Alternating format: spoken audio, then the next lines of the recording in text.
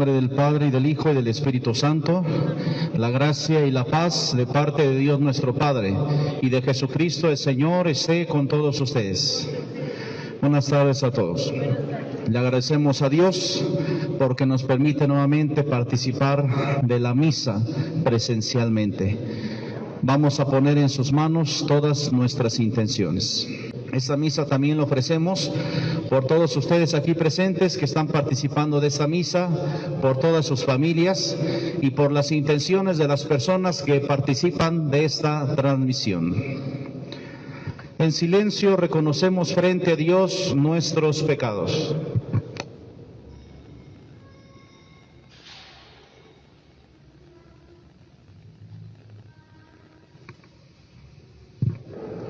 Decimos todos: yo confieso ante Dios Todopoderoso y ante ustedes, hermanos, que he pecado mucho de pensamiento, palabra, obra y omisión, por mi culpa, por mi grande culpa.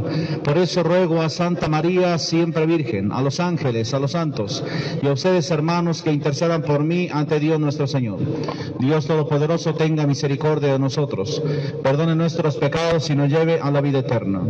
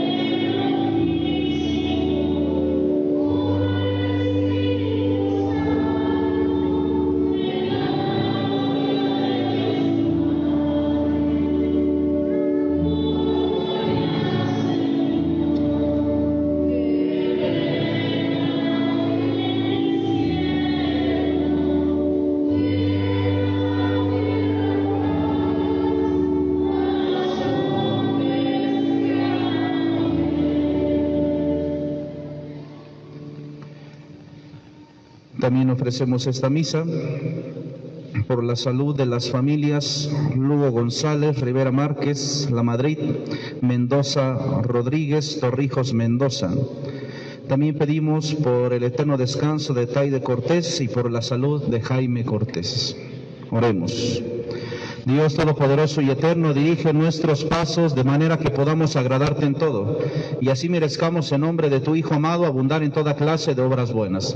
Por nuestro Señor Jesucristo, tu Hijo, que vive y reina contigo en la unidad del Espíritu Santo y es Dios por los siglos de los siglos. Pueden sentarse para escuchar la palabra de Dios.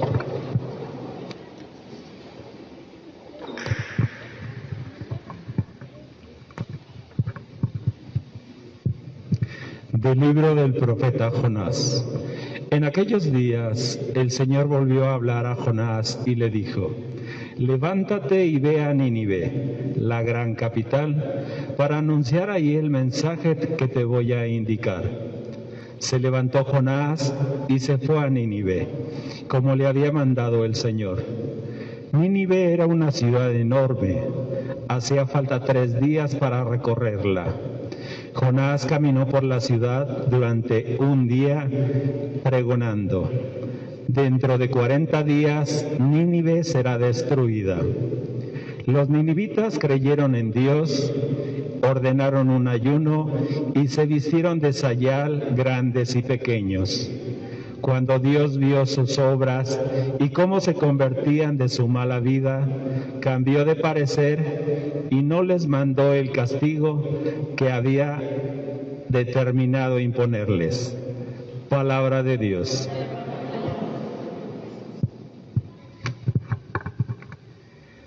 Descúbrenos, Señor,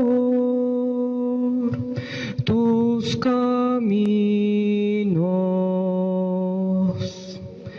Descúbrenos, Señor, tus caminos. Descúbrenos, Señor, tus caminos. Guíanos con la verdad de tu doctrina. Tú eres nuestro Dios y Salvador, y tenemos en ti nuestra esperanza. Descúbrenos, Señor, tus caminos.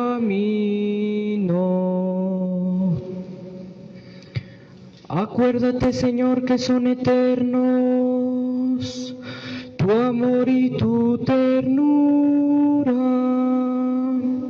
Según ese amor y esa ternura, acuérdate de nosotros.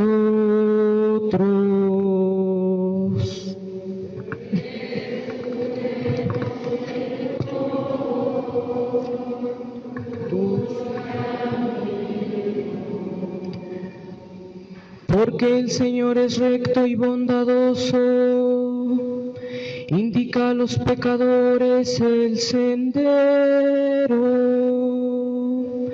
guía por la senda recta a los humildes y descubre a los pobres sus caminos.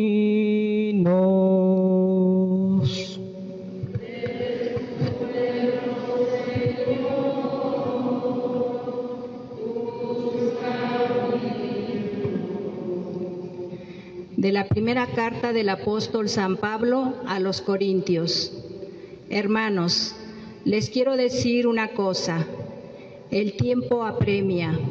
Por lo tanto, conviene que los casados vivan como si no lo estuvieran, los que sufren como si no sufrieran, los que están alegres como si no se alegraran, los que compran como si no compraran, los que disfrutan del mundo como si no lo disfrutaran de él, porque este mundo que vemos es pasajero. Palabra de Dios. De pie.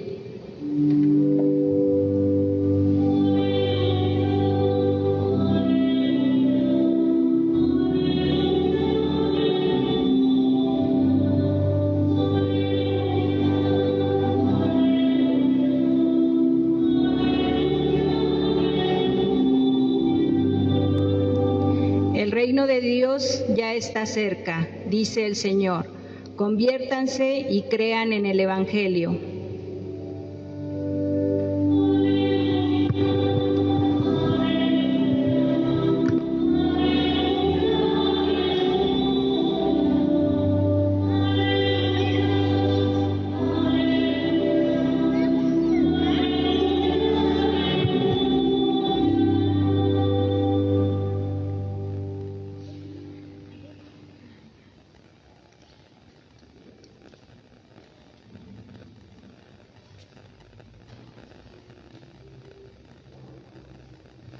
El Señor esté con todos ustedes. Lectura del Santo Evangelio según San Marcos. Gloria a ti, Señor. Después de que arrestaron a Juan el Bautista, Jesús se fue a Galilea para predicar el Evangelio de Dios y decía: se ha cumplido el tiempo y el reino de Dios ya está cerca. Conviértanse y crean en el Evangelio. Caminaba Jesús por la orilla del lago de Galilea, cuando vio a Simón y a su hermano Andrés echando las redes en el lago, pues eran pescadores. Jesús les dijo: síganme y haré de ustedes pescadores de hombres. Inmediatamente dejaron las redes y lo siguieron. Un poco más adelante vio a Santiago y a Juan, hijos de Zebedeo, que estaban en una barca remendando sus redes. Los llamó y ellos, dejando en la barca a su padre con los trabajadores, se fueron con Jesús. Palabra del Señor. Siéntense tantito.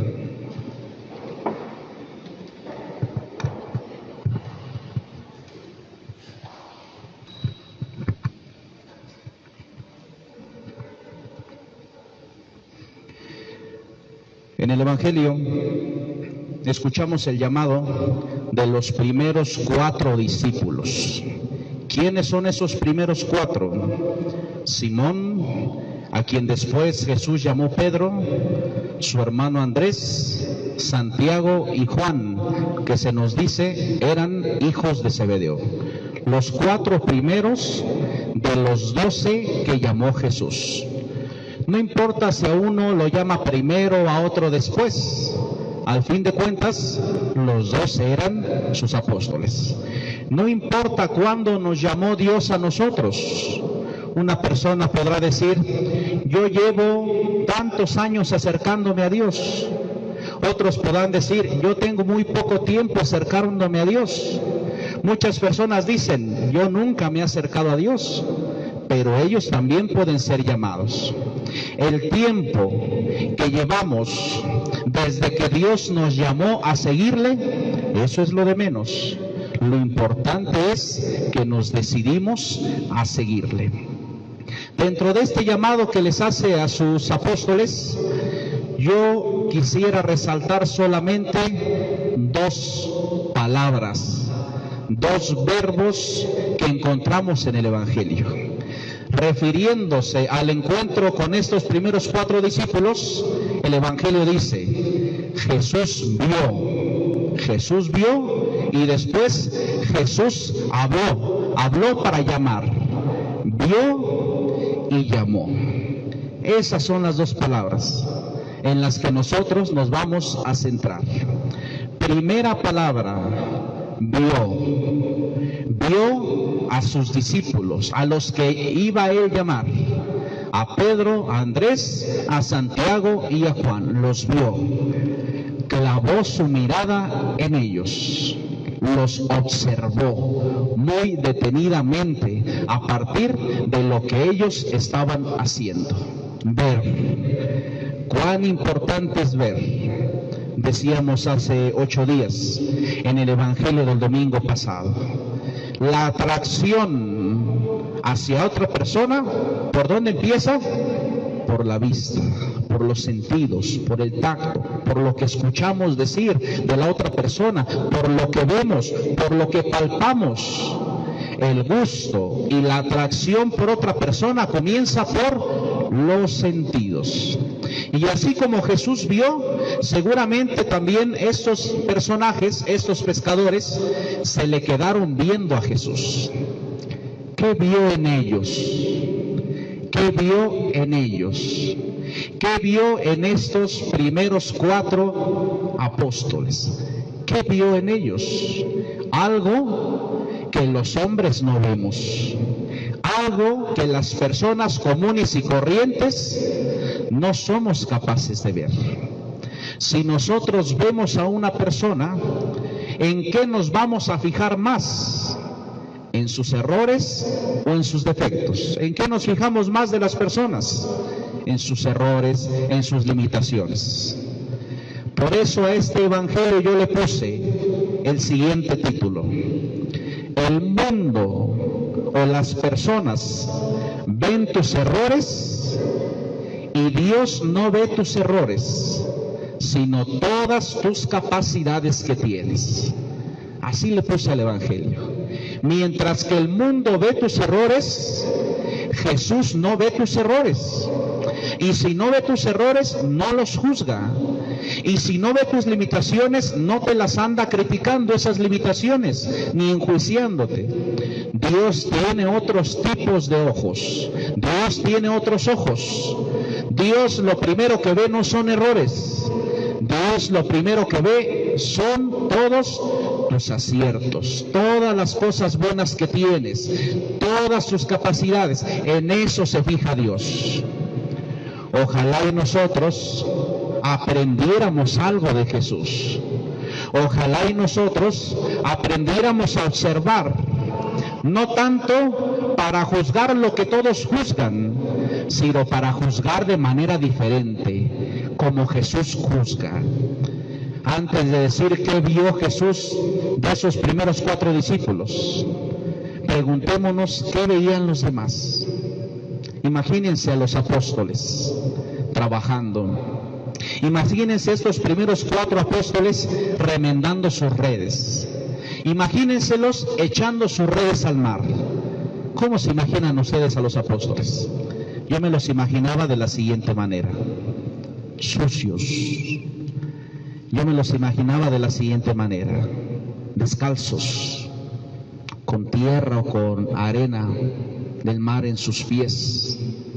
Yo me los imaginaba a los apóstoles como sudorosos porque estaban trabajando. Yo me imaginaba a los apóstoles como personas que los demás los veían y pues que no daban por ellos ni un peso, que no daban por ellos ningún centavo.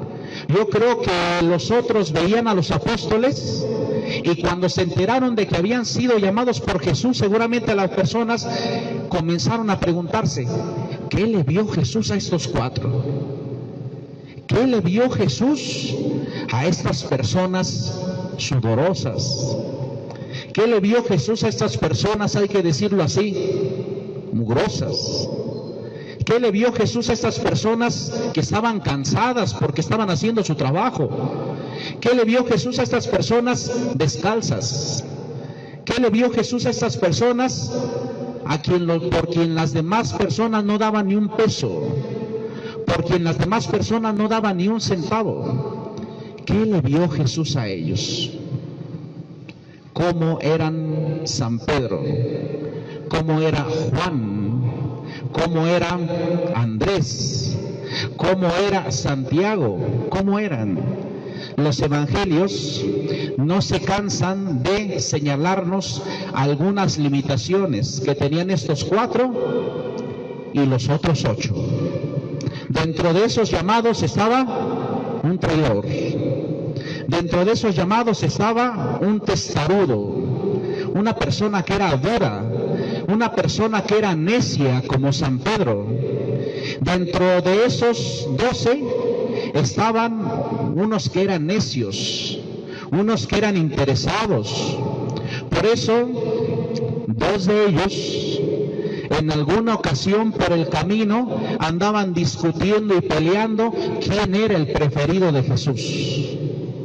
Y por eso 2 de estos que Jesús llama, en alguna ocasión la mamá de ellos, de Santiago y de Juan, le hace una petición interesada y ambiciosa a Jesús: Señor, concede que mis 2 hijos, Juan y Santiago, uno se siente a tu derecha y el otro a tu izquierda.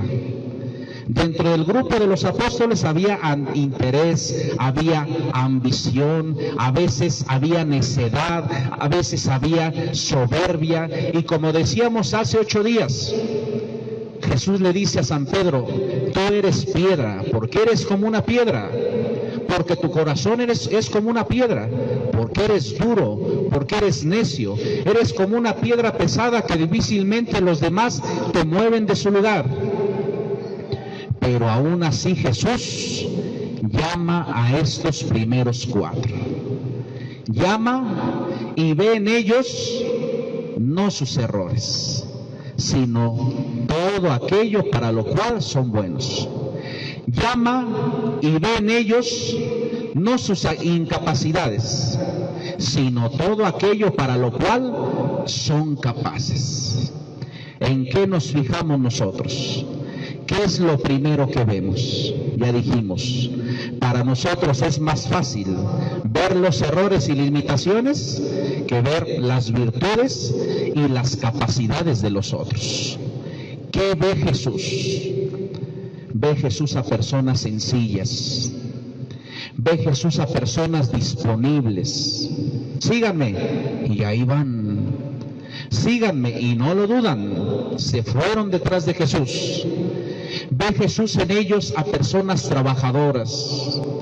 Jesús ve en ellos a personas que son capaces de dar todo.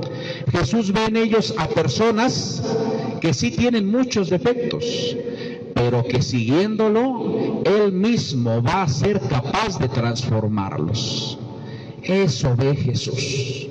No ve a pecadores, no ve a personas sudorosas, cansadas, mugrosas.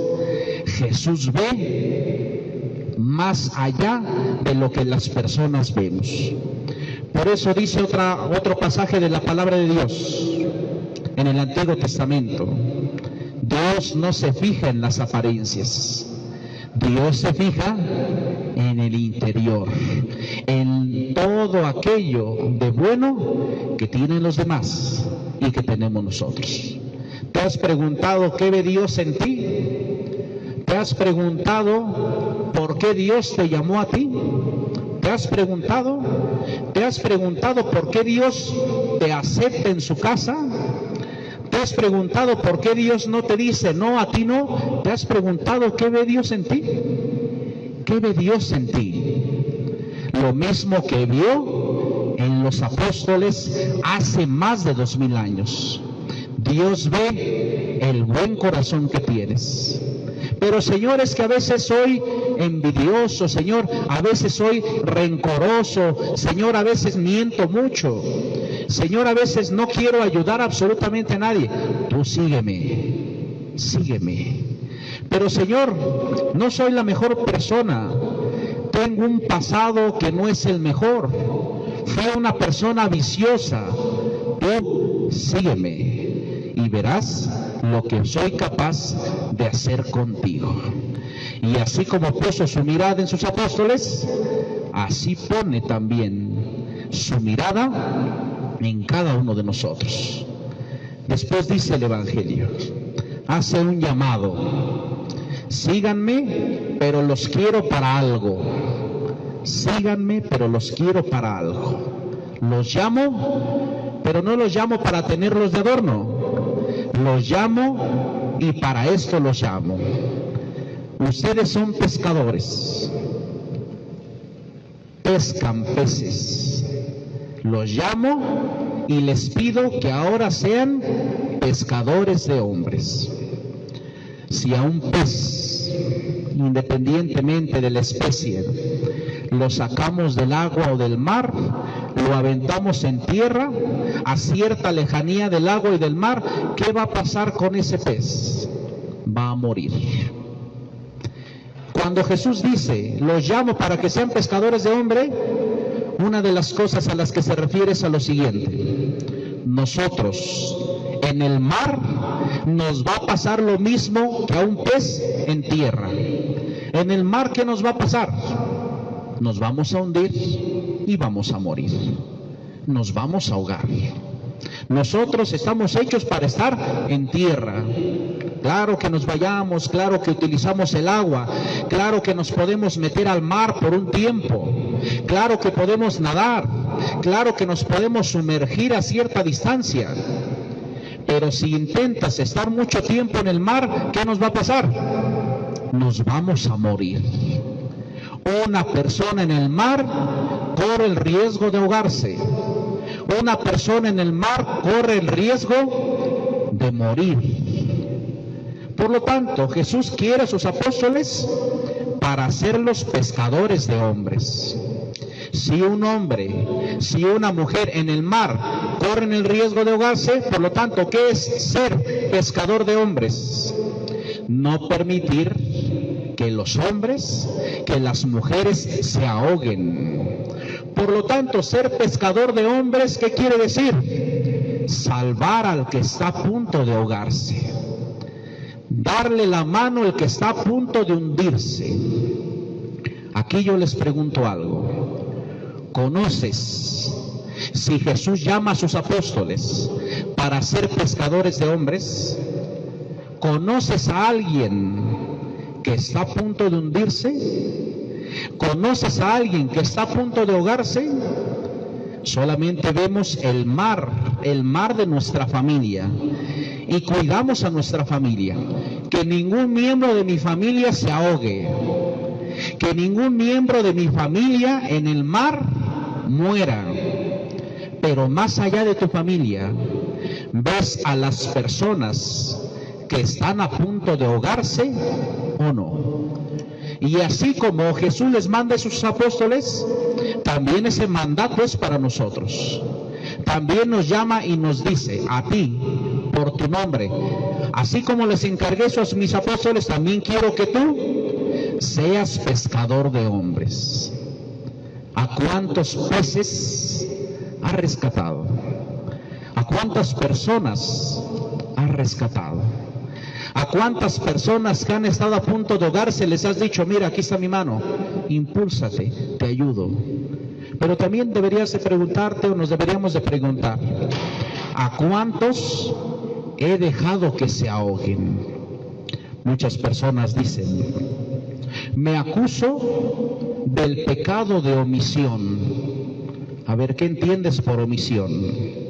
Pues es que en alguna ocasión pude haber dicho algo y no lo dije, omití algo que le hizo daño a otra persona, todo porque me callé, omití. Pero también hay otro tipo de omisión, cuando no solamente callas algo, sino cuando puedes hacer algo y no lo haces. Muchas personas se confiesan de omisión. Pude hacer algo y no lo hice. Cuenta una fábula que había un zorro que no podía caminar. Y una persona observaba lo siguiente: que un león, en lugar de hacerle daño a ese zorro, iba y le dejaba alimento. Se lo acababa y más alimento. Y a veces el león cazaba y le compartía de ese alimento. Hasta que ese hombre le dice al león: ¿por qué ese zorro no se muere de hambre? ¿Por qué siempre hay alguien más que no lo deje morir de hambre? ¿Por qué ese león le lleva tanta comida? ¿Por qué no deja que se muera? Y le responde el mismo león: te fijas en lo que hace el león, pero no te fijas en la necesidad que tiene ese zorro. Muchas veces nosotros nos fijamos en todo lo que Dios, en todo lo que los demás hacen por alguien, pero no descubrimos que uno también puede ser como ese león, que le ayuda y que trata de rescatar a ese zorro, no permitiendo que se muera de hambre. Había una persona indigente y que otro siempre le ayudaba con comida, con tortilla, con pan, con una moneda, y otra persona veía siempre esa acción buena y le dice a ese que siempre ayudaba, le dice a Dios: Señor, ¿por qué esta persona no muere de hambre? Señor, ¿por qué esta persona siempre tiene alguien que le dé y que le ofrezca algo? Señor, ¿por qué? Señor, ¿por qué mientras otros mueren, por qué este indigente no muere? Porque para eso le di la vida al hombre. Y para eso te di la vida a ti. Pero yo, ¿qué tengo que ver si yo nunca ayudo? Te di la vida para que te dieras cuenta de personas que están a punto de ahogarse, que están a punto de hundirse, pero simplemente no queremos y simplemente no lo hacemos. Que el Evangelio nos ayude a agradecerle a Dios dos cosas. Primero, que también clavó su mirada en nosotros, no en nuestros errores, sino en nuestras capacidades. Vamos a agradecerle a Dios, porque así como Jesús habló para llamar, también a nosotros nos habla para llamarnos. ¿A qué nos llama? A ser pescadores de hombres. ¿Y qué quiere decir ser pescador de hombres?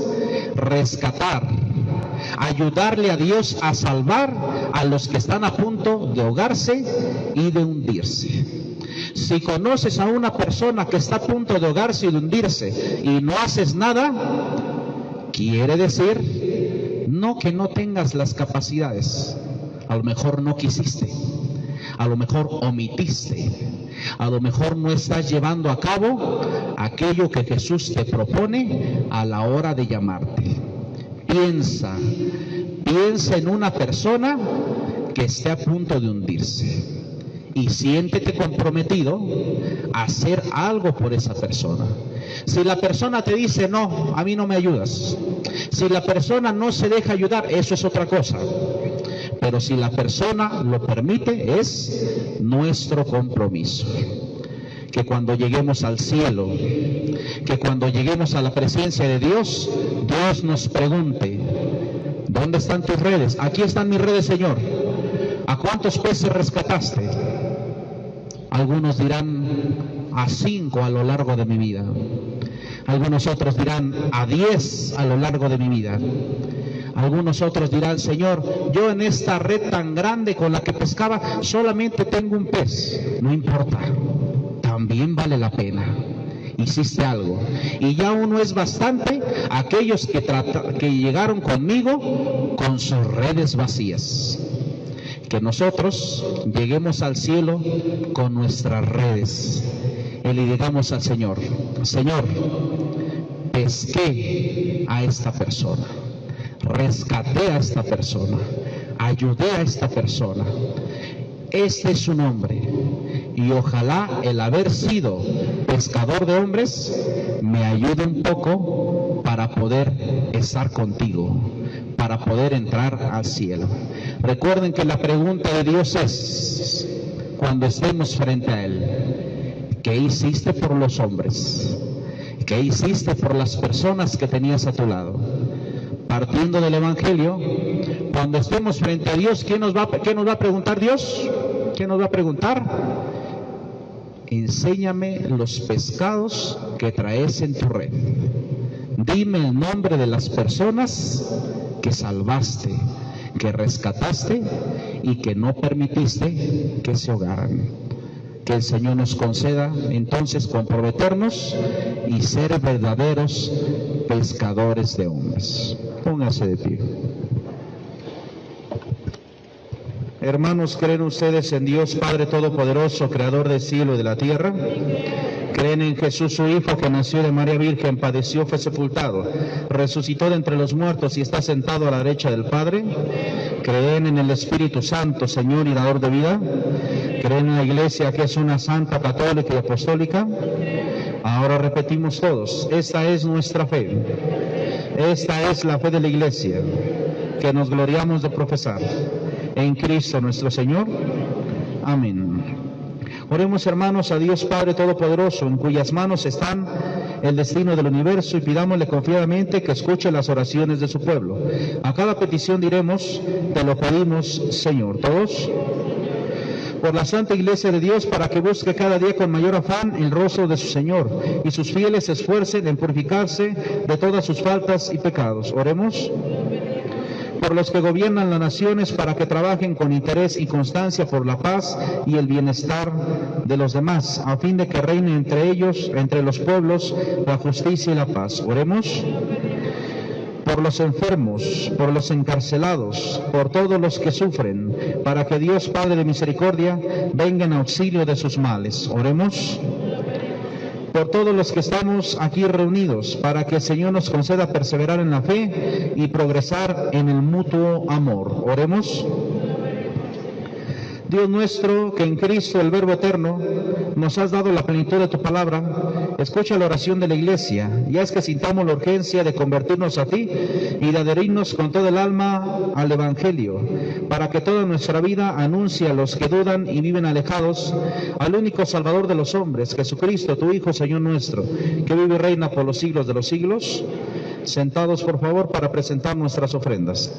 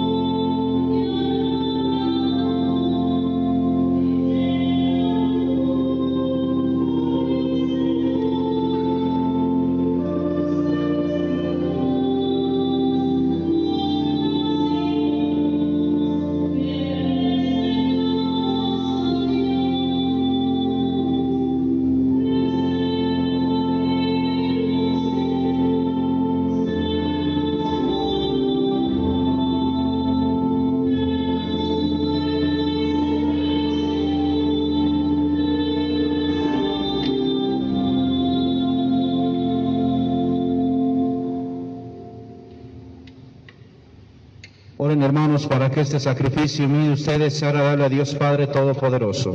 Señor, reciba de tus manos sacrificio para alabanza y gloria de su nombre, para nuestro bien y de toda su santa Iglesia. Recibe, Señor, venidamente nuestros dones y santifícalos a fin de que nos sirvan para nuestra salvación. Por Cristo nuestro Señor. Señor, esté con ustedes. Levantemos el corazón. Demos gracias al Señor nuestro Dios. En verdad es justo y necesario. Es nuestro deber y salvación darte gracias siempre y en todo lugar, Señor Padre Santo, Dios Todopoderoso y Eterno, porque reconocemos como obra de tu poder admirable, no solo haber socorrido nuestra débil naturaleza con la fuerza de tu divinidad, sino también el haber previsto el remedio en nuestra misma naturaleza mortal. Y así, con lo que fue la causa de nuestra ruina, con eso mismo nos diste la salvación, por Cristo Señor nuestro. Por Él, los ángeles cantan con júbilo eterno, y nosotros nos unimos a sus voces, cantando humildemente tu alabanza.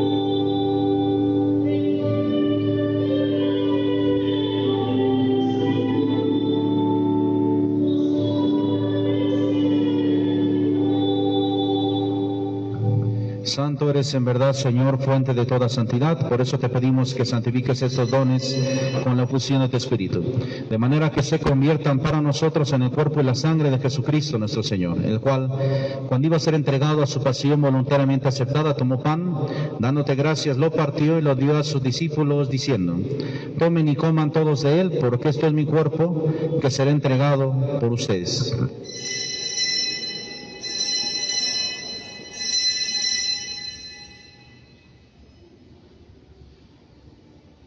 Del mismo modo, acabada la cena, tomó el cáliz, dándote gracias de nuevo, lo pasó a sus discípulos, diciendo: tomen y beban todos de él, porque este es el cáliz de mi sangre, sangre de la alianza nueva y eterna, que será derramada por ustedes y por muchos para el perdón de los pecados. Hagan esto en conmemoración mía.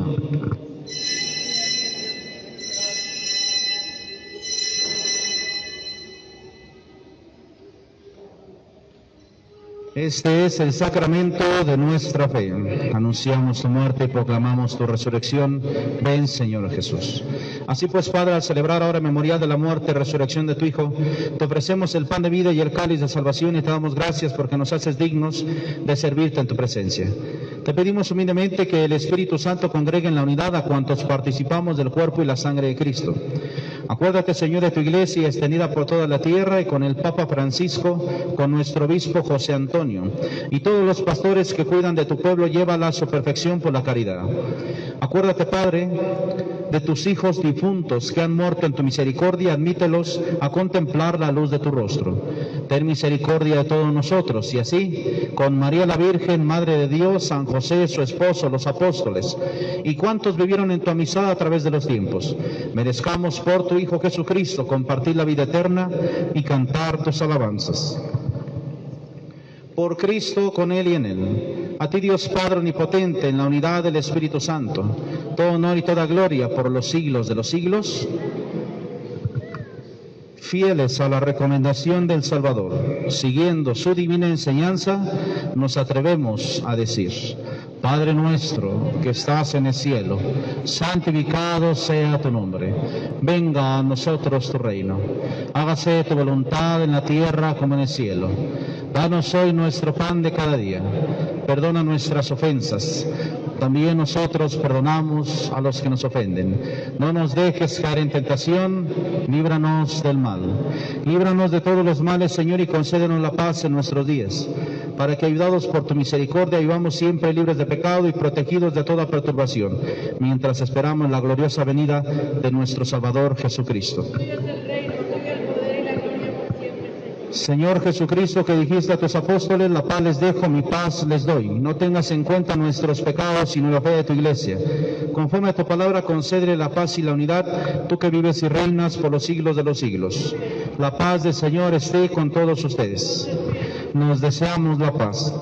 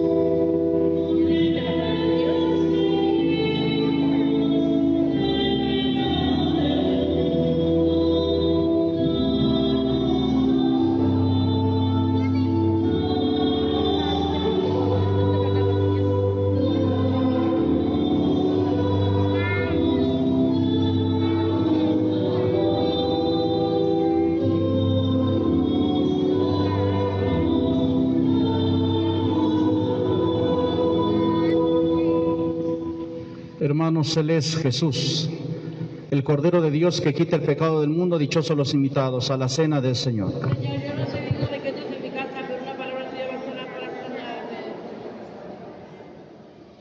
Quienes van a comulgar y están preparados, se acercan poco a poco al centro. Si no van a comulgar, siéntense por favor.